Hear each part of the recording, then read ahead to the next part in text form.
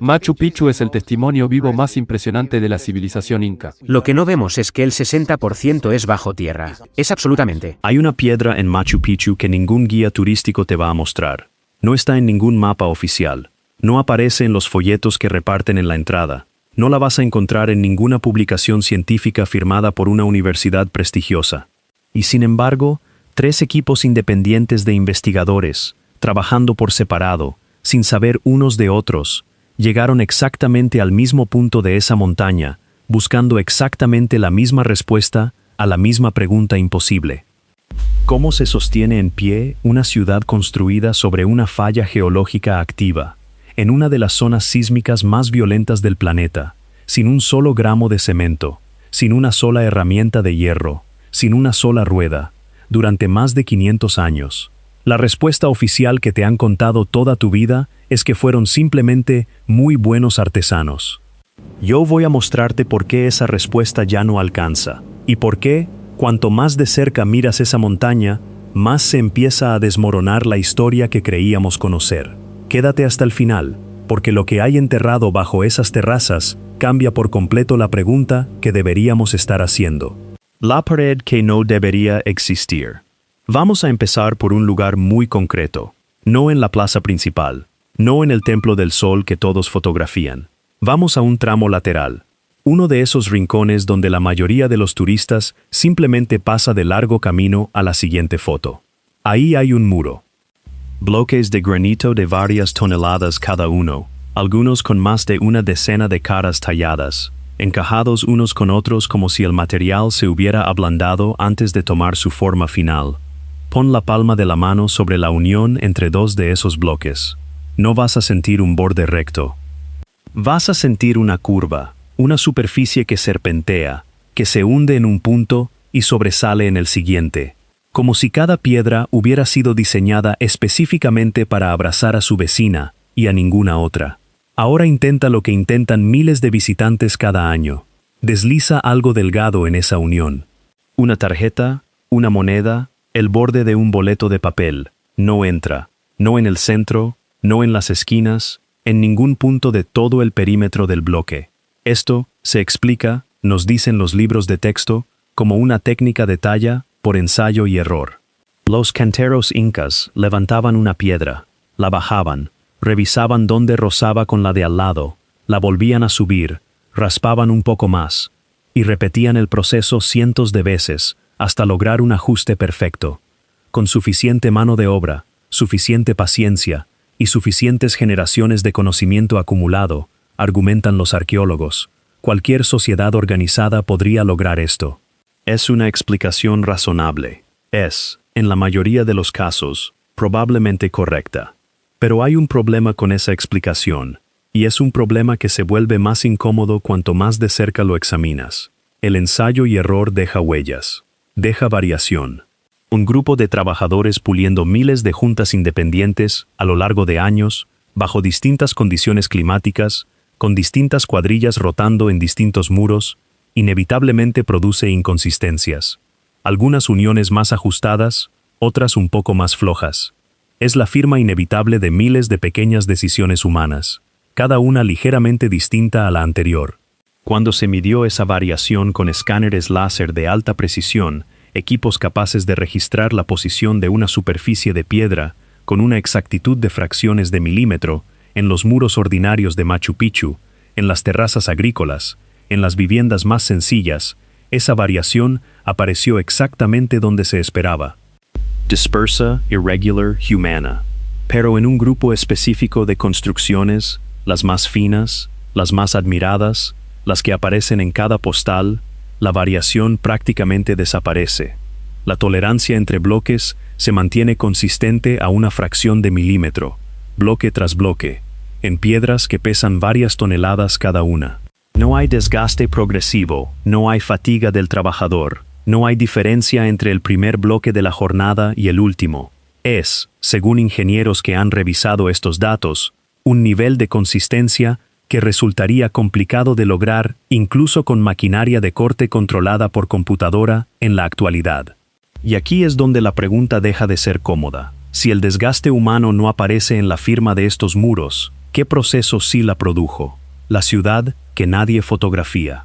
Todo lo que ves cuando llegas a Machu Picchu, cada terraza, cada templo, cada mirador donde la gente se detiene a tomar la foto clásica con la montaña Huayna Picchu de fondo, representa apenas una fracción de lo que realmente existe en ese lugar.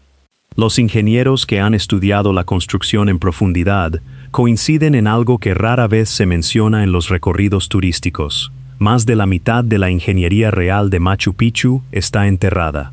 No es una cifra menor ni una curiosidad técnica. Es, literalmente, la mayor parte de la obra. Bajo las terrazas que fotografías hay un sistema de drenaje completo, canales tallados en piedra, capas de grava cuidadosamente graduadas por tamaño, muros de contención invisibles, redes de cimentación que se extienden por toda la ladera de la montaña. Es un sistema tan preciso que, según especialistas en ingeniería civil que lo han analizado, redistribuye el agua de lluvia a través de decenas de terrazas, sin generar un solo punto de encharcamiento, ni un solo proceso de erosión significativo, en más de 500 años. Piensa en eso un momento. Esa infraestructura ha atravesado siglos de temporadas de lluvia, terremotos, abandono total después de la caída del Imperio Incaico, y absoluta falta de mantenimiento durante generaciones, y sigue funcionando.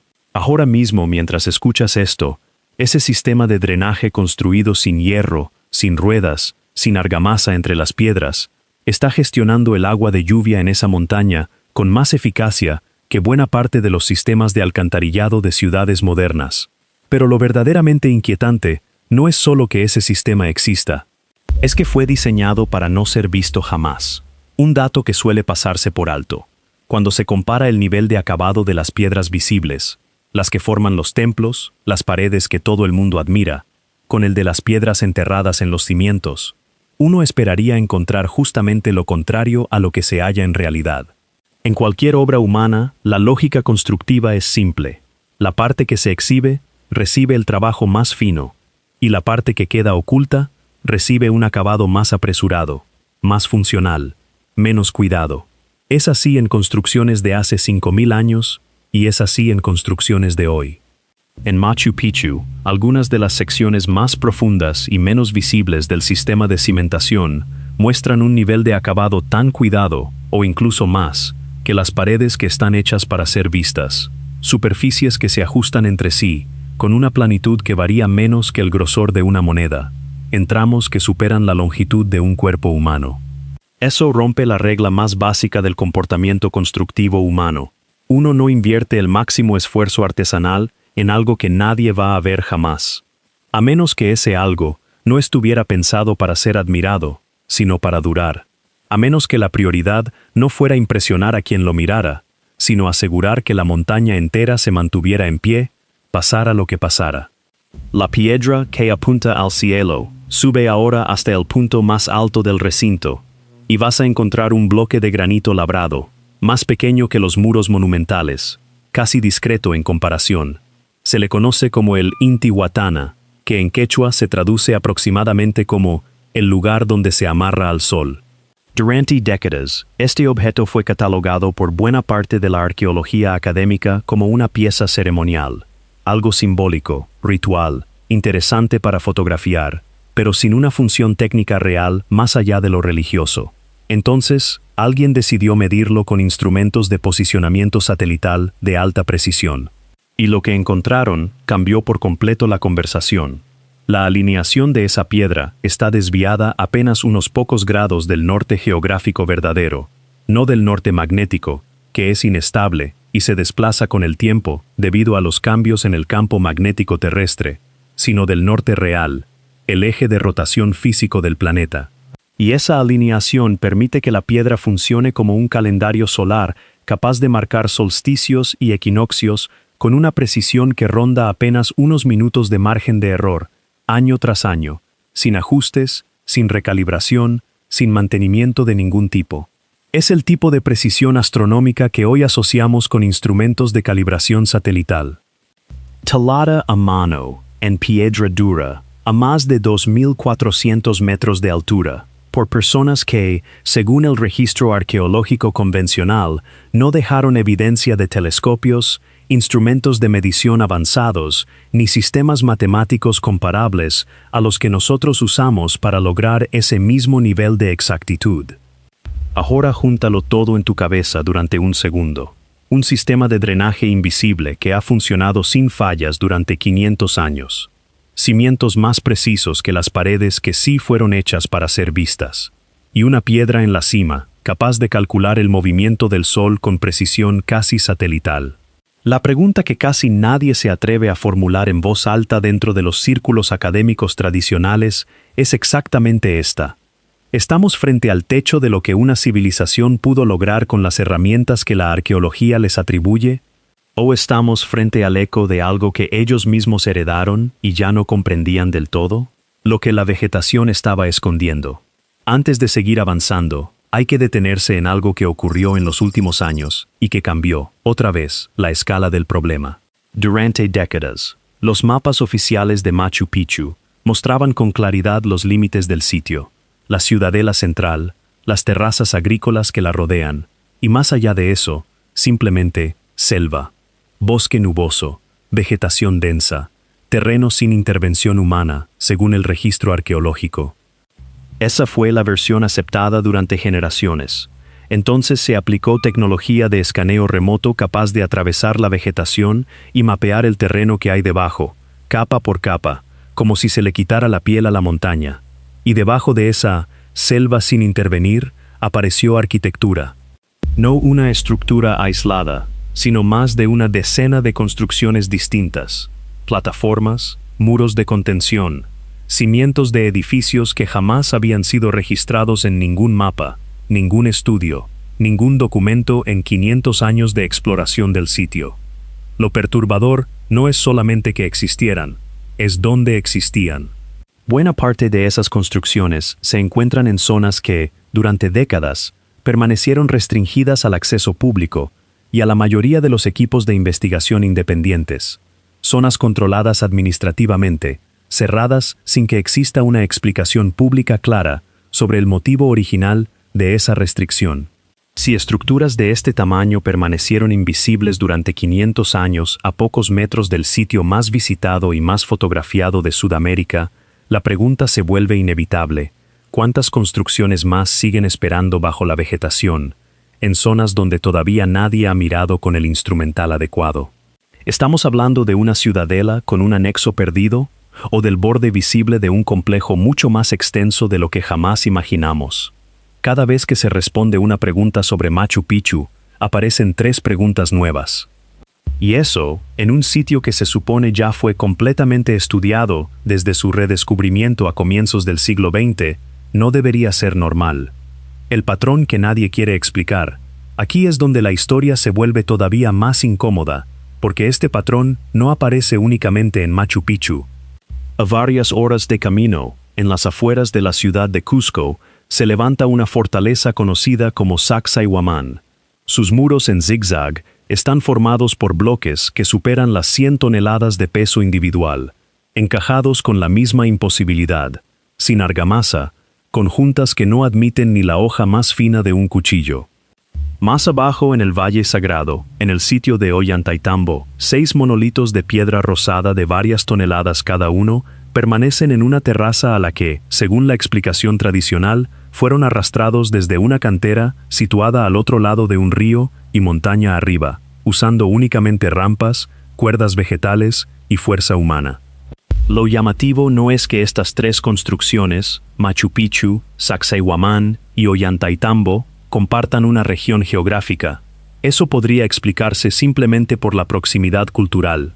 Lo llamativo es que, cuando se comparan las tolerancias de ajuste entre bloques de las 3 construcciones, la firma estadística de las piedras más finas de cada sitio se parece más entre sí de lo que se parece a la firma de las construcciones más ordinarias dentro del mismo sitio. En otras palabras, las paredes finas de Machu Picchu tienen más en común, en términos de precisión matemática, con las paredes finas de Sacsayhuamán, a kilómetros de distancia, que con las paredes rústicas construidas apenas unos metros más allá, dentro del propio Machu Picchu. Eso sugiere algo que incomoda profundamente al modelo arqueológico tradicional. Un modelo que suele tratar cada sitio como el logro aislado de una cultura específica, desarrollando su técnica de forma local, generación tras generación, hasta perfeccionarla. Ese modelo no tiene espacio cómodo para explicar una firma compartida que aparece simultáneamente en distintos lugares, construidos, según la cronología oficial, en épocas relativamente cercanas entre sí, por comunidades que se supone estaban todavía refinando su propio oficio. Una firma compartida así de consistente no suele indicar una técnica que se está inventando de manera independiente en varios lugares a la vez. Suele indicar una técnica que se está heredando desde una fuente común. Y una herencia, por definición, tiene que venir de algo anterior a quien la recibe. El silencio después del descubrimiento. Uno esperaría que hallazgos de esta magnitud generaran un debate público intenso. Conferencias, artículos, discusiones abiertas entre instituciones. Lo que suele ocurrir, en cambio, es prácticamente lo contrario. Cuando estudios independientes sobre las tolerancias estructurales de Machu Picchu empiezan a circular, la respuesta institucional habitual no es el debate. Es el silencio. No hay refutaciones detalladas. No hay contraargumentos técnicos publicados con el mismo nivel de detalle. No hay un esfuerzo visible por integrar estos hallazgos en el relato oficial, ni por descartarlos con evidencia específica. Simplemente, la conversación se apaga. Y mientras esa conversación se apaga en el terreno académico, en el terreno administrativo, ocurre algo completamente distinto. Los planes para intensificar la explotación turística de la zona avanzan con una velocidad que contrasta de forma incómoda con la lentitud de la respuesta científica. No hace falta imaginar una conspiración elaborada para notar la tensión. Basta con observar el patrón. Cuanto más evidencia surge de que este lugar es más complejo, más antiguo en sus capas más profundas y más frágil desde el punto de vista estructural de lo que se pensaba, más se acelera la presión por convertirlo en un producto de consumo masivo, sin que exista un debate público proporcional sobre lo que realmente se está poniendo en riesgo. Cada pisada adicional, cada vibración generada por la construcción de nueva infraestructura cercana, cada gramo extra de humedad introducido por un flujo masivo de visitantes, representa una amenaza medible para un sistema de drenaje subterráneo que ha sobrevivido 500 años, precisamente porque nadie lo tocó.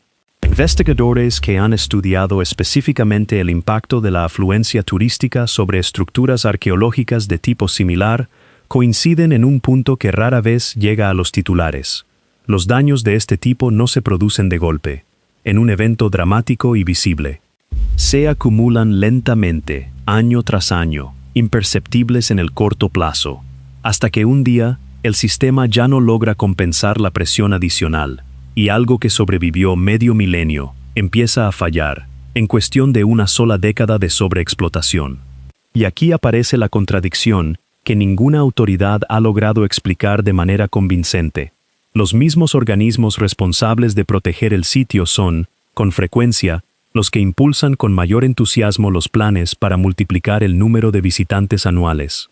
No se trata de una casualidad aislada ni de un caso único. Es un patrón que se repite en sitios patrimoniales de todo el mundo, donde el valor económico inmediato del turismo masivo termina pesando más, en la práctica, que las advertencias técnicas de quienes estudian la fragilidad estructural del lugar. Nadie está afirmando que exista una decisión secreta y coordinada para ocultar algo específico bajo esa montaña. Lo que sí resulta innegable es que el ritmo de las decisiones administrativas no guarda relación alguna con el ritmo de las advertencias científicas.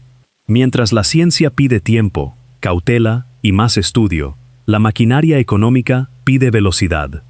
Y en esa carrera desigual, la velocidad casi siempre termina ganando. La pregunta que no te dejan hacer así, que vamos a juntar todas las piezas una última vez. Un sistema de cimentación oculto, que supera en precisión a las paredes visibles, rompiendo la lógica constructiva más básica de cualquier civilización humana conocida. Una piedra en la cima capaz de calcular el movimiento solar con una exactitud que hoy asociamos con la tecnología satelital. Una firma estadística de ajuste entre bloques que se repite, casi de forma idéntica, en sitios separados por kilómetros de terreno montañoso. Y un silencio institucional que se repite, ni una sola vez, sino en cada ocasión en la que un hallazgo de este tipo se hace público. La explicación oficial, que todo esto fue producto exclusivo del ingenio, la paciencia y la mano de obra de una única civilización trabajando durante un puñado de generaciones, es, sin duda, parte de la verdad. Los incas fueron, sin ninguna duda, una de las civilizaciones de ingeniería más sofisticadas que ha existido en América. Pero parte de la verdad no es lo mismo que toda la verdad, porque si la precisión no aumenta con el tiempo, sino que disminuye, si las capas más profundas y más antiguas son más exactas que las capas superiores y más recientes, entonces la historia que nos han contado, una historia de progreso lineal, de una técnica que mejora generación tras generación hasta alcanzar su punto máximo en las paredes que hoy fotografiamos, podría estar completamente invertida. Podríamos no estar mirando la cima de un logro humano. Podríamos estar mirando los restos de algo que una vez fue mucho más completo, y que se fue perdiendo, poco a poco, generación tras generación, hasta llegar a nosotros como fragmentos que apenas alcanzamos a admirar sin entender del todo. Y si eso es cierto, entonces, la pregunta importante ya no es cómo lograron construir Machu Picchu. La pregunta importante es, ¿qué sabían ellos que nosotros todavía no hemos logrado recuperar? Esta historia sigue abierta. Cada nuevo escaneo, cada nuevo estudio comparativo entre sitios, cada nueva medición de precisión que se publica, añade una pieza más a un rompecabezas que la arqueología oficial todavía no ha sabido, o no ha querido, armar por completo. Yo voy a seguir esta historia de cerca, sitio por sitio, dato por dato, sin adornar lo que no se puede confirmar, pero sin callar tampoco lo que la evidencia ya está gritando. Si esta clase de misterios reales, respaldados en datos, ingeniería y arqueología, te atrapan tanto como a mí, suscríbete a WISE y activa la campana de notificaciones. Cada semana investigamos un nuevo enigma que la historia oficial ha dejado sin resolver, y la próxima piedra que analicemos podría ser justamente la que termine de confirmar, o de romper, este patrón. Déjame en los comentarios qué sitio crees que deberíamos investigar a continuación. Sacsayhuamán, Ollantaytambo, o algún otro lugar del mundo donde hayas visto esta misma imposibilidad tallada en piedra. Nos vemos en el próximo video.